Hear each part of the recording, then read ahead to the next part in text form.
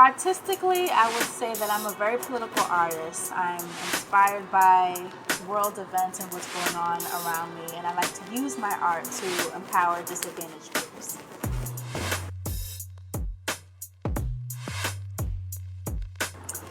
Hip-Hopera was born out of my desire to reconcile two very different worlds that I was a part of.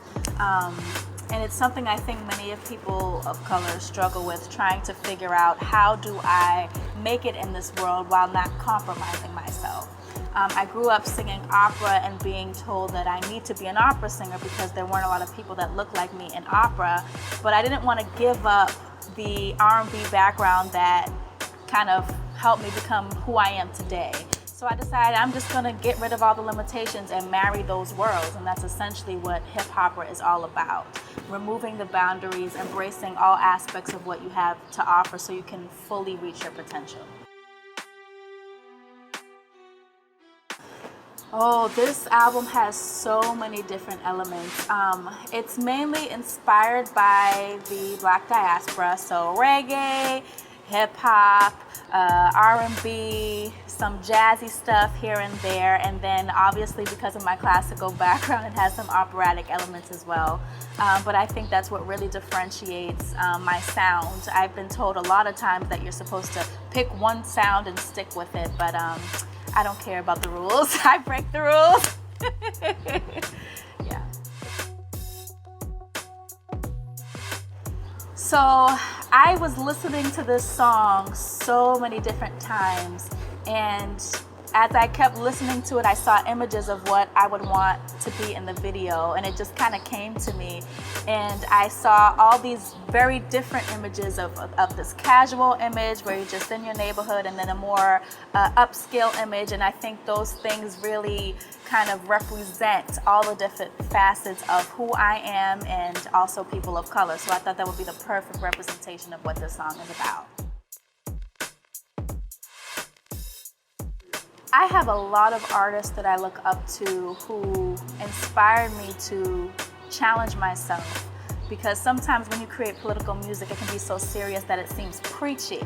But there are different ways to create empowering music that's also fun, that people also want to dance to, that people also want to head bob to. So I would say Lauryn Hill definitely is a major influence for me because she has so many powerful messages in her music, but I also enjoy singing along to it. Michael Jackson, obviously. And then I have to mention one of my favorite singers ever, Leontyne Price, who is a famous Black opera singer. And she kind of inspired me to put myself out there and realize my full potential as well. When people hear this song, they don't know what to say. They're just kind of in shock because it's so different, I think, than what most people hear, and most people don't even think to put those two elements together, this operatic sound with this more hip-hop sound.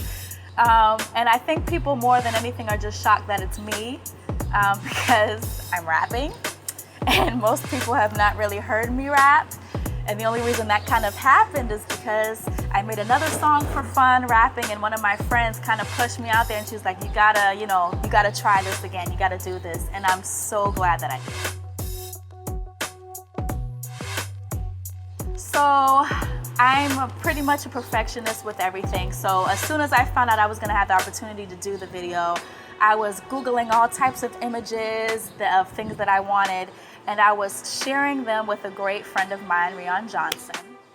And he was pretty much helping me put stuff together. I would show him, a hair look that I wanted. He's like, oh, I can make that. I would show him a dress look that I wanted. Oh, I can do that. And I couldn't be more grateful for his support. So I consider art to be a vehicle of social change. So I don't only want to be an artist, I want to use my art to create a difference. So I also want to be able to create grants. That's one thing I will be doing with this project. When I have my album release party, I will be using some of the money to donate to a cause that I care about. So it's very twofold for me. I think the problem with the industry right now is that there isn't enough balance in terms of young people being able to look up to someone and be inspired by someone. I myself used to be a very snooty person and say, though, everybody needs to make, political music or serious music, but I realized there's enough room for everyone. The problem is that there isn't enough balance, because sometimes I like to listen to fun music when I don't want to think so hard or be so conscious. The problem is that is taking up most of the radio. So if we just get together and support artists who are making the type of music that we need to be hearing, that's what makes the difference. I don't think people realize that people have the power to determine what's getting out there and who's dominating the airwaves.